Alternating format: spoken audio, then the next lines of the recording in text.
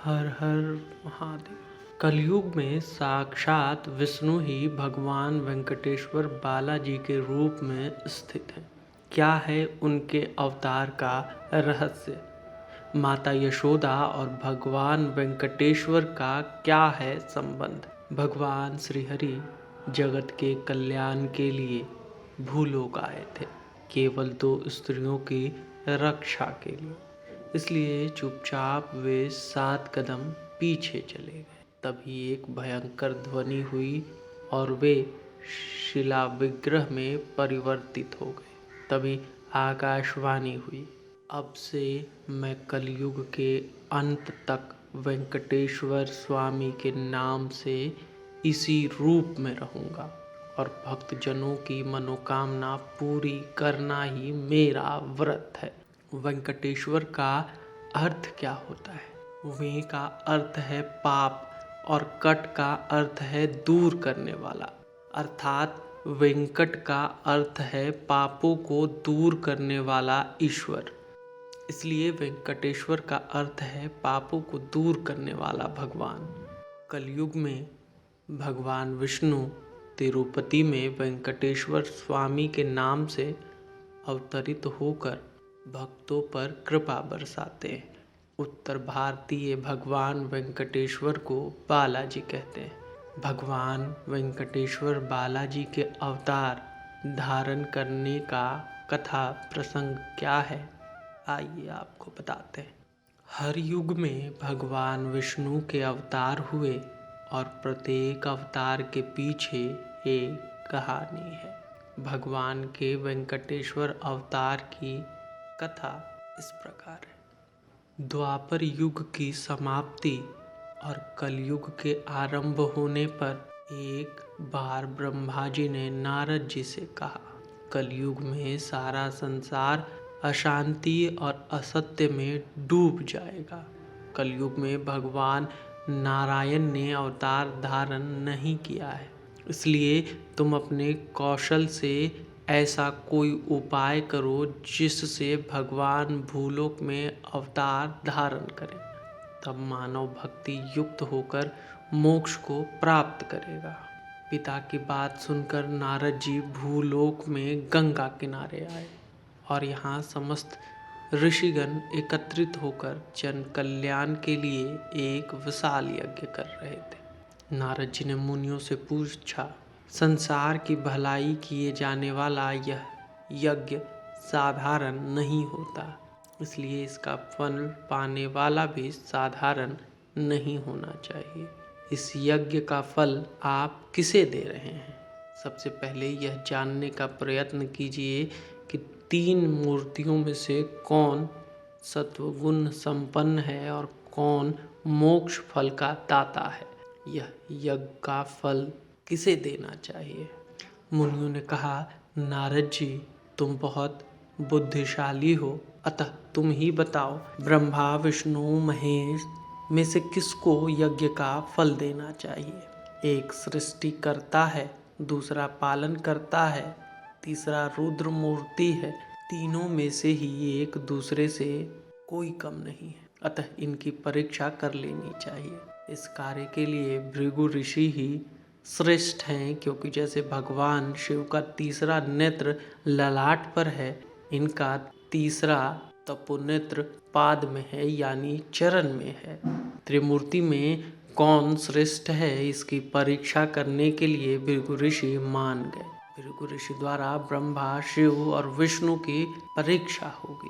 सर्वप्रथम भृगु ऋषि सत्यलोक गए, जहाँ ब्रह्मा जी वरुण अग्नि आदि सृष्टि के संबोधन में चर्चा कर रहे थे। भृगु ऋषि काफी देर तक ब्रह्म सभा में खड़े रहे, परंतु किसी ने भी उनकी ओर ध्यान नहीं दिया। क्रोधित होकर भृगु ऋषि ने कहा, ब्रह्मदेव तुम सृष्टा होने के गर्व में इतने अंधे हो गए हो कि 4 सिर और 8 आँखों के होते हुए भी तुम्हें अतिथि दिखाई नहीं देता। तुम में रजोगुण की प्रधानता है। अतिथि के अपमान के लिए मैं तुम्हें श्राप देता हूँ कि पृथ्वी पर कहीं भी न तुम्हारी पूजा होगी और न ही तुम्हारा मंदिर होगा। इसके बाद भृगु ऋषि कैलाश गए वहाँ भगवान शिव अपनी पत्नी पार्वती के साथ अंतपुर में भोगानुभव कर रहे थे। बाहर गणेश, कार्तिकेय और समस्त शिवगण कोई उत्सव मना रहे थे। किसी ने भी भृगु ऋषि को नहीं पहचाना। क्रोधित होकर भृगु ऋषि ने सीधे अंतःपुर में प्रवेश कर गए, जिस पर शिव भी उन पर क्रोधित हो उठे। भृगु ऋषि ने सोचा कि इनमें तामस गुण भी है, इसलिए शिव जी को श्राप देते हुए कहा, तुम्हारी किसी भी मंदिर में मूर्ति नहीं होगी, सब जगह तुम लिंग ही लिंग हो गए। अब भृगु ऋषि बैकुंठ लोक में पहुंचे, जहाँ भगवान विष्णु शेष शैया पर शयन कर रहे थे और लक्ष्मी जी उनके पांव दबा रही थीं, उनकी सेवा कर रही थी। यह देखकर भृगु ऋषि का पारा और चढ़ गया। उन्होंने भगवान विष्णु के वक्ष पर पादाघात करते हुए कहा, हमारे आने पर भी तुम सोते हो, उठो। भृगु ऋषि के पदाघात से विष्णु ने शेष शैया से उतरकर उनके चरण पकड़ लिए और लक्ष्मी जी को उनके लिए पाद अर्घ लाने के लिए कहा। भगवान विष्णु ने कहा, क्षमा करो महात्मन, कौस्तुभ आदि से युक्त हारों को पहनने से मेरी छाती बहुत कठोर है। इस पर पादाघात से आपके सुकुमार चरण को कितना कष्ट हुआ होगा। मुझे अपना दास समझकर क्षमा करना, मैं आपके चरण छूता हूँ। भगवान विष्णु ने भृगु ऋषि का पांव हाथ में लेकर उनके तपोनेत्र को अपनी उंगलियों से खींचकर सागर में फेंक दिया, जिससे भृगु ऋषि का सारा गर्व जाता रहा। भृगु ऋषि ने कहा, आपको लात मारकर मैंने बड़ा पाप किया है, मेरे दोष को क्षमा करें। भगवान विष्णु ने कहा, तुम दुखी मत हो, तुम्हारे मन की बात और आने का कारण मैं जानता हूँ।